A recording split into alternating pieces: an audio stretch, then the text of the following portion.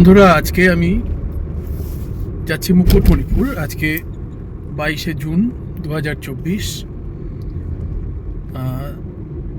নিজেই ড্রাইভ করে যাচ্ছি, দেখতেই পাচ্ছ। এটা মাঝামাঝি বেলিয়াতোর পেরিয়ে কোনো একটা জায়গা। আমি বর্ধমান থেকে দুর্গাপুর হয়ে বেলিয়াতোর হয়ে যাচ্ছি। যে রাস্তার দুধারের গাছ এবং আশেপাশে জঙ্গলের অবশিষ্টাংশই বলা যেতে পারে, কেননা এই জঙ্গল আস্তে আস্তে ভিতরে গিয়ে অনেক ডিপ জঙ্গল বা গভীর জঙ্গলে পর্যবসিত হয়েছে। জঙ্গলে ঘেরা রাস্তা যেন একটা ক্যানোপি তৈরি করেছে, আর সেই ক্যানোপির মাঝখান দিয়ে আমি ড্রাইভ করে যাচ্ছি।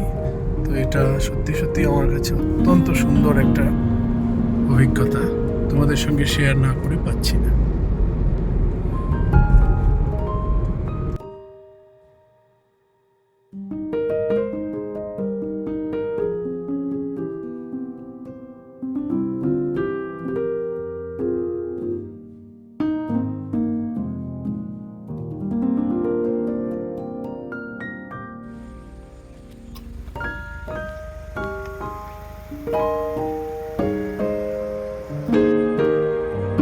এত সুন্দর নৈসর্গিক দৃশ্য দেখে মন ভরে যায়।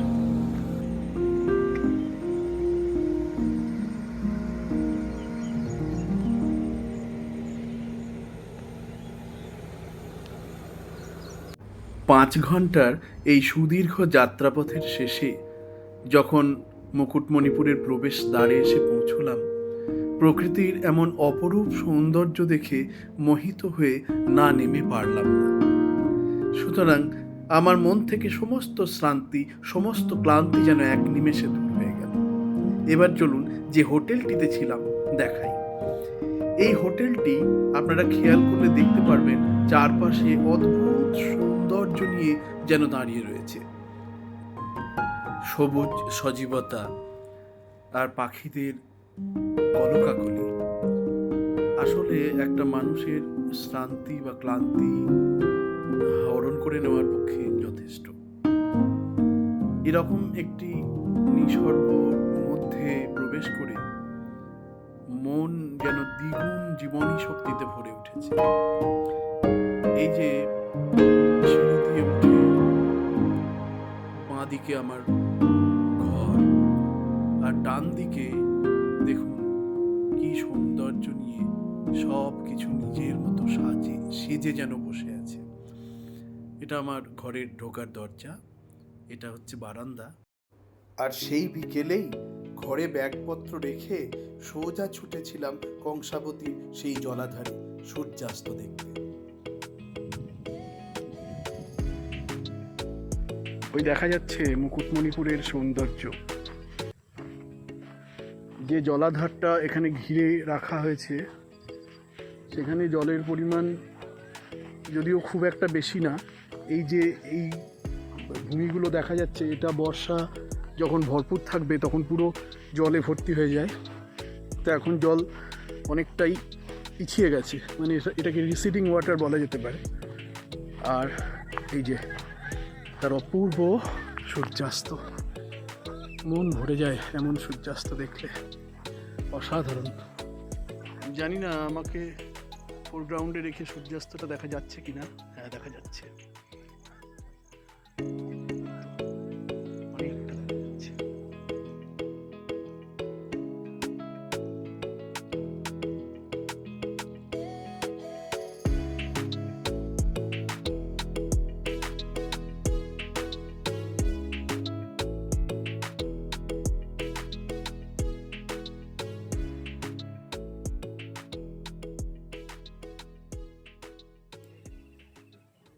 এই সেই বিপুল জলাশয়, যেটার দিকে অনেকক্ষণ তাকিয়ে থাকতে ইচ্ছে হয়। বিশেষ করে এই যে জলাশয়ের উপরে পড়ন্ত সূর্যের লাল এবং হলুদের আভা, কিছুটা কমলাও, এক অনবদ্য সুখ সঞ্চার মনের মধ্যে ঘটাচ্ছে। তো আমি তো সত্যি সত্যি এই সৌন্দর্যে অনেকটাই বিহ্বল হয়ে গেছি। আশা করি আপনারাও অন্তত ভার্চুয়ালিও বিহ্বল হবেন, তাই তো?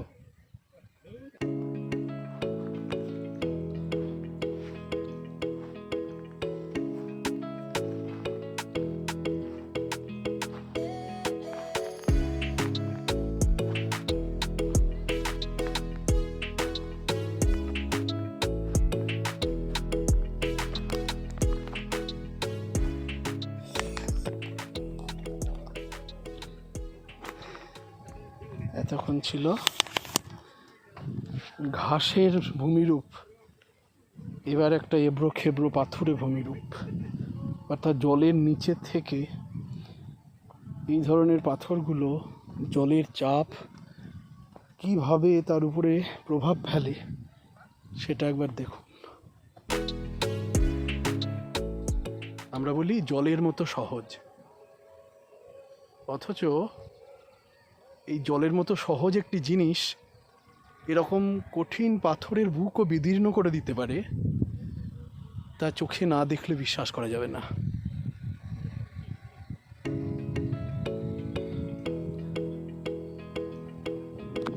সূর্যাস্তের পালা শেষ হলো, এবার আমার ফিরে যাওয়ার পালা।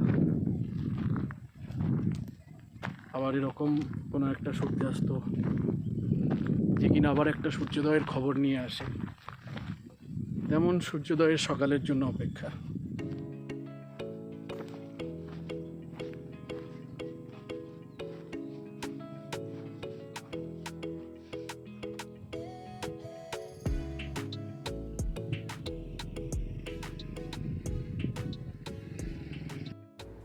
সেদিন রাত্রিরে হোটেলে রুটির সঙ্গে দেশি চিকেন কষা, আহা সেই স্বাদ আমি কোনো দিনও ভুলব না। অপূর্ব অপূর্ব সে স্বাদ। আর রাতের খাবার পর হোটেল আর ঘরটাকে আপনাদের ঘুরিয়ে একটু দেখাই।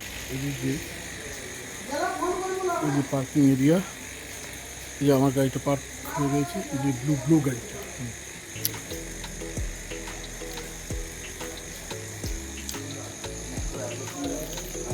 খুব সুন্দর চারপাশের পরিবেশটা, প্রচুর ফুলের গাছ।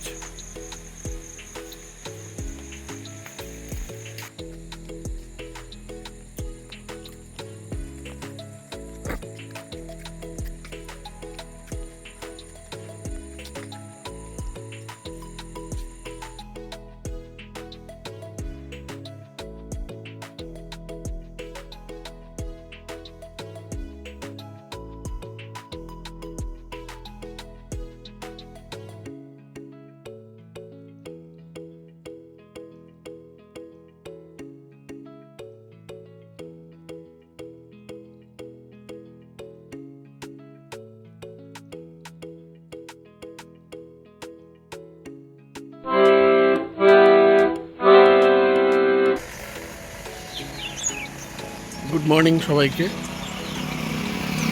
আজ 23শে জুন 2024। আমি রয়েছি মুকুটমণিপুরে। এই যে হোটেল গ্রিন পার্ক, এই হোটেলটিতে আমি রয়েছি। ওই যে রাস্তাটা দেখছি সোজা, ওটা দুর্গাপুর থেকে অথবা যেখান থেকেই হোক, ওটাই হচ্ছে প্রবেশ পথ। এই রাস্তাটা দিয়ে সোজা এই যে রাস্তাটা দেখছেন, এই রাস্তাটা সোজা চলে গেছে Mukutmanipur dam.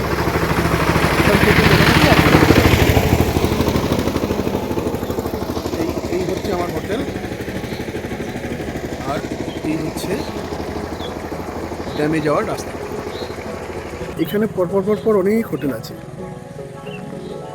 AC, non AC, দামি কম দামি অনেক রকম হোটেলই এখানে পেয়ে যাবে।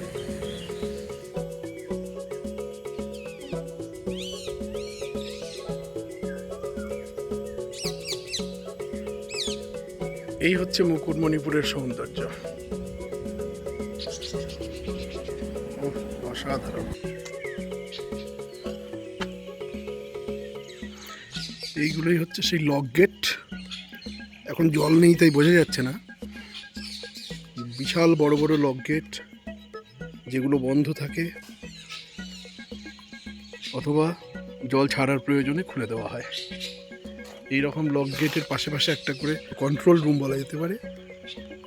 এরকম অনেক লক গেট রয়েছে এই কংসাবতী ড্যামে।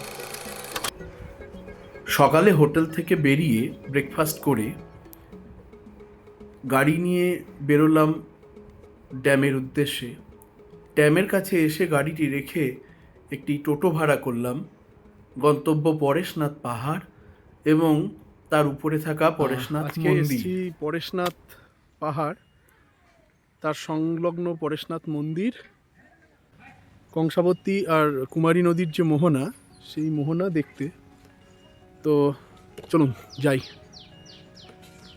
এই যে সামনের সিঁড়িটা দেখতে পাচ্ছেন, এই সিঁড়িটা দিয়েও ওঠা যায়, আবার তার পাশেই যেরকম একটা ঢাল মতো রাস্তা রয়েছে, এই ঢাল রাস্তা দিয়ে কিছুটা, মানে এটা তো অ্যাকচুয়ালি পাহাড় বলতে যতটা উঁচু বোঝায় ততটা নয়, তবে টিলার মতো উঁচু।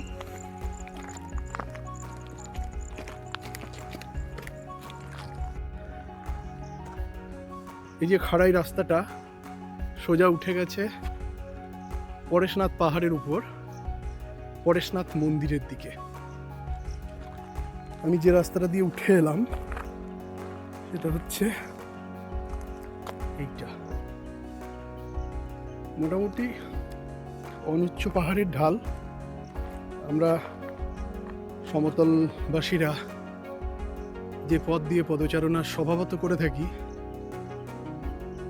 আমাদের সেখানে কোনো কষ্ট হয় না, কিন্তু একটু উঁচু রাস্তায় উঠলেই বোঝা যায় যে আমাদের সত্যি একটু কষ্ট হচ্ছে বা হাঁপ ধরছে। এটা হচ্ছে পরেশনাথ বাউল মঞ্চ। এই মঞ্চটি করা আছে মানে নিশ্চয়ই এখানে কোনো একটা সময় বাউলের আসর বসে। উপরে সম্ভবত পার্ক, গিয়ে দেখতে হবে।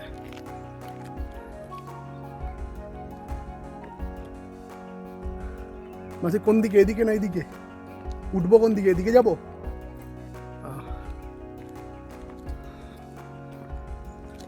যাক, এখানটা খুব সুন্দর সিঁড়ি করে দেওয়া আছে। আমি একটা জিনিস দেখে অবাক হচ্ছি, বাঁকুড়া জেলা উন্নয়ন পর্ষদই বলুন কিংবা আধিকারিক বলুন, এরা কিন্তু মুকুটমণিপুরকে সুন্দরভাবে গুছিয়ে দিয়েছে।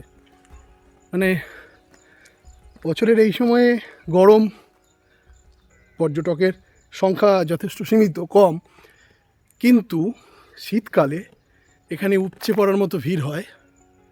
এবং সেই অন্তত নভেম্বর, ডিসেম্বর, জানুয়ারি মাস, এই সময়টাতে যে ভিড়টা হয়, সেই ভিড়টা এই ধরনের অ্যাট্রাকটিভ প্লেস পেয়ে নিশ্চয়ই আনন্দিত হবেন। এখানে শীতকালে আসার ইচ্ছে রইল।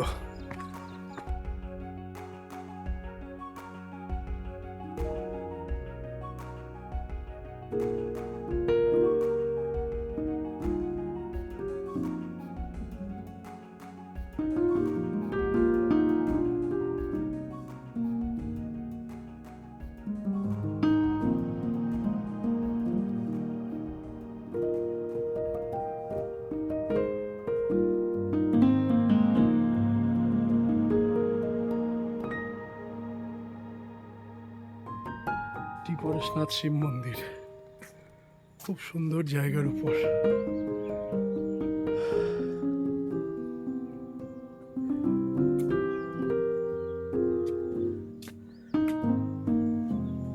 সোলার প্যানেল করা আছে ইলেকট্রিসিটি ঘাটতি মেটানোর জন্য। এই অঞ্চলে হ্যাঁ ইলেকট্রিসিটি এখানে রয়েছে। এই যে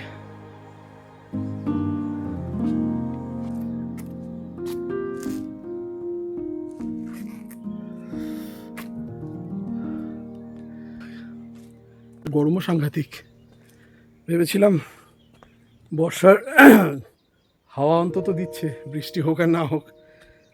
জুন মাসের আজকে 23 তারিখ, তো একটু ঠান্ডা হবে প্রকৃতি, কিন্তু না, তার কোনো বালাই তো দেখছি না। তবে হ্যাঁ, একটা সুন্দর হাওয়া আছে, যে হাওয়াটা গায়ে লাগলে বেশ একটা আরাম বোধ হচ্ছে। এবার আমরা সিঁড়ি দিয়ে নেমে যাচ্ছি পরেশনাথ মন্দির থেকে। এখানে যাত্রী প্রতীক্ষালয় করা আছে, দেওয়ালে অসভ্যতার নিশান। আর করা যাবে। আরেকটা জিনিস, মুকুটমণিপুরের অন্তত 500 মিটার অন্তর অন্তর নাকি তার চেয়েও কম হবে সুলভ শৌচালয় রয়েছে। এই ভাবনাটা ভাবার জন্য অন্তত কর্তৃপক্ষকে আমি ধন্যবাদ দেব। তার কারণ হচ্ছে বহু জায়গাতে এরকম সুলভ শৌচালয় থাকে না, যেটা মানুষের আসল প্রয়োজনীয় একটা জিনিস। এখানে একদম ফাঁকা, শূন্য। এখানে এক ভাই আছে। ভাই, পর্যটকের ভিড় তো এখন একদমই নেই, তাই তো? না, কোন সময়টা ভিড় হয় মোটামুটি? ডিসেম্বর মাসে থেকে শুরু হয়ে যায়। আচ্ছা, তাহলে আপনাদের তো এখন নরমাল চলছে। অবস্থা খারাপ, তাই তো? হ্যাঁ, তো শীতকালে আপনাদের ওই হয়তো 2-3 মাস ব্যবসাপত্র ভালো হয়। 2-3 মাস হয় মোটামুটি। আচ্ছা, তারপর এখন ওই একটা দুটো যা আসে, যেটুকু বিক্রি বাটা হয় সেটুকুই। আপনাদের এই ব্যবসা ছাড়াও অন্যান্য জীবন জীবিকা তো রয়েছে নিশ্চয়ই, তাই তো? কিন্তু সেরকম কিছু নেই। সেরকম কিছু নেই। আচ্ছা, মানে এটার উপরেই নির্ভরশীল আপনারা।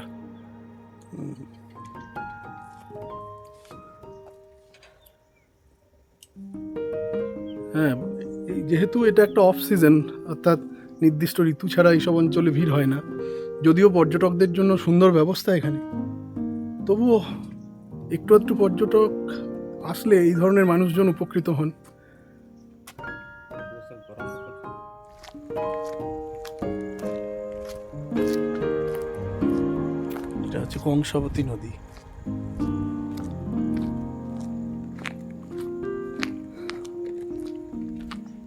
পরেশনাথ পাহাড় এবং পরেশনাথ মন্দিরকে ঘিরে এত সুন্দরভাবে এরা রং করেছে পাথরগুলো, জাস্ট ভাবা যায় না। টোটো চালক দাদার কাছে এই জায়গাটার সম্পর্কে অনেক কিছু জানতে পারলাম। আচ্ছা, এইদিকেও মন্দিরটায় ওঠা যায়? যে রাস্তার উপরে হাঁটছেন না, হ্যাঁ এটা হচ্ছে এশিয়ার বৃহত্তম মাটি বাঁধ। হ্যাঁ হ্যাঁ। এই যে পাথর দিয়ে সুইং করে রেখেছে যাতে মাটিটা ধুয়ে না যায়। আচ্ছা মোহনা বলতে এটা নদীর গতিবেগে মেশে মোহনা না, এটা পাহাড় কেটে দুটো নদীকে মেশানো হয়েছে। আচ্ছা, এটা ন্যাচারাল নয়? না, আর হচ্ছে আপনার এই যে মন্দিরটা দেখলেন, হ্যাঁ। ওই যখন মোহনা তৈরি করা হয় তখন এই মূর্তিগুলো পেয়েছিল পাহাড়ের উপর প্রতিষ্ঠা করে রেখেছে। ও এই বাঁধ তৈরি হচ্ছে 1959। আচ্ছা। নদীর ওপারে গিয়া পার থাকে, এখান থেকে নৌকোয় পার হতে হবে নদীর ওপারে, হ্যাঁ, আবার 3 কিলোমিটার পথ ভেতরে যেতে হবে, তবে গিয়া পার। হরিণ দেখা যায়? না, খালি জাস্ট হরিণ না, অন্য কিছু না। আচ্ছা তাও সবসময় দেখতে পাওয়া যায় না। মানে সকালবেলায় 8টার মধ্যে পৌঁছে যেতে হবে ওখানে, হ্যাঁ। আর নাচ হচ্ছে বিকেল 4টার সময়। তাহলে আচ্ছা কি হয়, সব হরিণগুলোকে খেতে দেয়, ওই সময় সরকারের ব্যবস্থা আছে, হ্যাঁ, তখন তারা আসে খেতে? খেতে আসে। আচ্ছা, যা ব্যবস্থাপনা, মানে বাঁকুড়া জেলা পরিষদকে সত্যি ধন্যবাদ দেবো। এটা তো এখন এমডি এরিয়া হয়ে গেছে না, এমডি এরিয়া বলতে? Mukutmanipur development authority. ও, মুকুটমণিপুর ডেভেলপমেন্ট অথরিটি আলাদা করে হয়েছে? হ্যাঁ হ্যাঁ হ্যাঁ, পরের আচ্ছা থেকে এইগুলো হচ্ছে। আচ্ছা। এই রাস্তাটা হয়েছে, আগে রাস্তাটা আরও খারাপ ছিল। এই রাস্তাটা? হ্যাঁ, অনেক খারাপ ছিল। ও এই রথগুলো ছিল হুম, হুম। ছোট ছিল, আবার একটু হাইট করে রংটা করা হয়েছে, পাথরটা বসানো হয়েছে, আপনার মন্দির হয়েছে, মন্দিরে বসার জায়গাগুলো হয়েছে, হ্যাঁ। নৌকাঘাটা কাউন্টার সব সবগুলো যা দেখছেন সব হয়েছে। এটা মোটামুটি কতদিন আগে থেকে শুরু হয়েছে? এটা ধরুন আজ 7 বছর চলছে ডেভেলপমেন্ট। আচ্ছা, দারুণ কাজ হয়েছে কিন্তু। তবে যত দিন যাচ্ছে তত কিন্তু কাজ হচ্ছে। আচ্ছা, না সত্যি কাজ খুব ভালো কাজ হয়েছে। মানে যারা রয়েছেন কর্তৃপক্ষ, তাদের সদিচ্ছা আছে, এটা বোঝা যাচ্ছে। তাহলে এই বাঁধটা কত দূর পর্যন্ত এরকমভাবে সাজানো আছে? এদিকে 7 কিলোমিটার আছে, এদিকে 5 কিলোমিটার। 5 কিলোমিটার। তারপরে কি গ্রাম শুরু হয়ে যায় নাকি? আচ্ছা, আর এখানে মূলত আদিবাসী গ্রাম তো? বেশিরভাগই জেনারেলও আছে, আচ্ছা বেশিরভাগ আদিবাসী।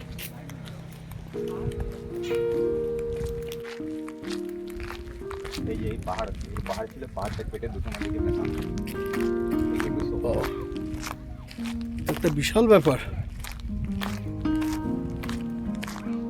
দুটো নদীকে মেশানোর কারণ জল সরবরাহটা বেশি হচ্ছে।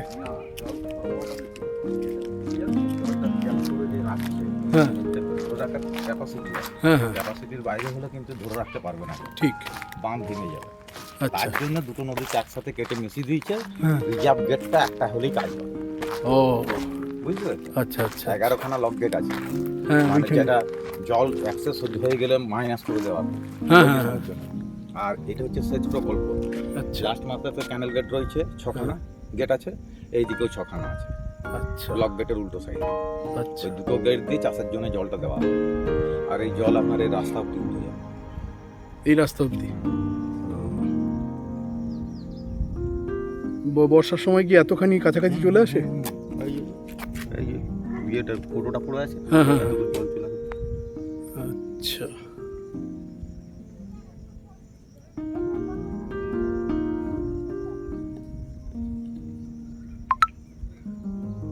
দারুণ জায়গাটা। ওই সব জায়গায় কি যেতে দেয় হ্যাঁ, নৌকোয় করে যেতে পারো। নৌকোয় করে? শীতকালে বেশি ভালো লাগবে, বেশি ভালো লাগে, জলটা বেশি থাকে তো। জলটা বেশি থাকবে। এই যে বর্ষার সময় কি হয় জানেন তো, হুম শুধু গাছগুলো দেখা যায়, কেন এই যে মাটির অংশটা দেখা যাবে না, জলে ভর্তি হয়ে যাবে। আচ্ছা তখন দেখতে আবার বেশি ভালো লাগে। আচ্ছা মানে এরকম দেখা যাবে যে জলের মধ্যে দিয়ে গাছ আছে। আচ্ছা আচ্ছা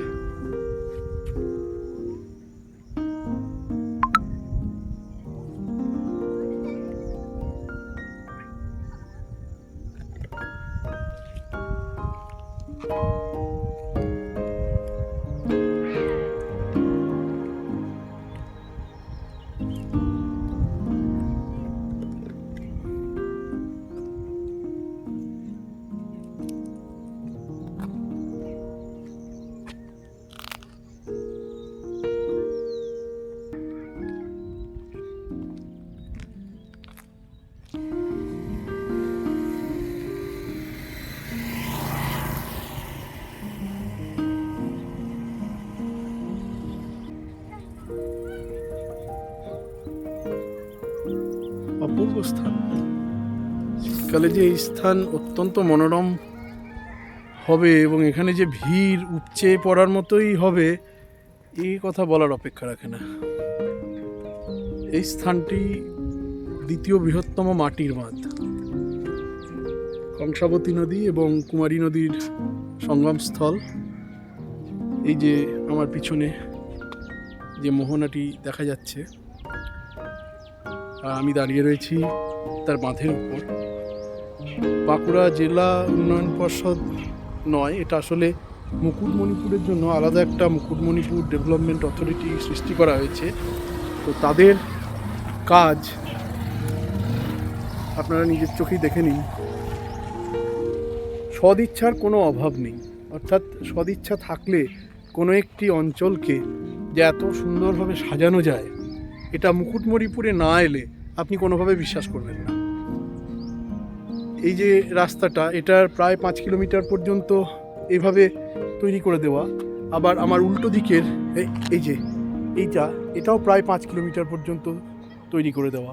ওদিকে ওপারে রয়েছে 11টা লক গেট, আর ওই দিকের পারেও রয়েছে 11টা লক গেট। এই দুটো নদী এক জায়গায় করে দেওয়া, অর্থাৎ মোহনা সৃষ্টি করার কারণটা হচ্ছে, মোহনাটা সৃষ্টি করা হয়েছে, এটা কিন্তু প্রাকৃতিক মোহনা নয়, এটা হচ্ছে পাহাড় কেটে নদী দুটোকে মেলানো হয়েছে। তার কারণ হচ্ছে যে জল ধারণ ক্ষমতা বা জলের যে চাপ গেটের উপর পড়বে, সেই চাপটা যাতে অতিশয় না হয়ে ওঠে, যাতে এই দুটো নদীর জল সেই চাপটাকে ডিস্ট্রিবিউট করে নিজেরা সেই চাপটা সয়ে নিতে পারে, এই জন্য এইরকম একটা ব্যবস্থা করা হয়েছে। সুন্দর।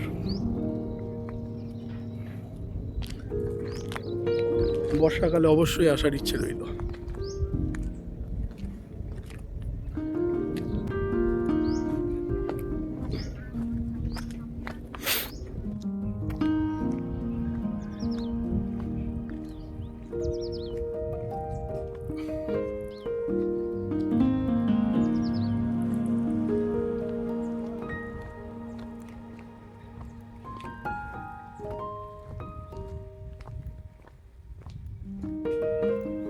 এভাবে বেলা ফুরায়, গল্প ফুরায়, সব পাখি নেড়ে ফেরে, আমাদেরও ফিরে আসতে হয়। এই চারিদিকের সবুজ অরণ্যানীর যে শোভা আমাদের মনের মধ্যে সেই সতেজ ভাবকে এত সুন্দরভাবে জাগিয়ে তোলে, সে আর বলার অপেক্ষা রাখে না। আমরা নাগরিক জীবনে যারা অভ্যস্ত, তারা প্রতিদিনের ব্যস্ততার মধ্যে দিয়ে, বিভিন্ন সম্পর্কের জটিলতার মধ্য দিয়ে আমরা শুধু ক্ষণকালের জন্য একটা গণ্ডিবদ্ধ জীবনকে শুধুমাত্র বিশ্লেষণ করে যাই। এর বাইরেও যে একটা বিশাল জীবন রয়েছে, এই প্রকৃতি সেই শিক্ষা আমাদেরকে দেয়। আমরা প্রতি পদে তার মূল্য অনুভব করি।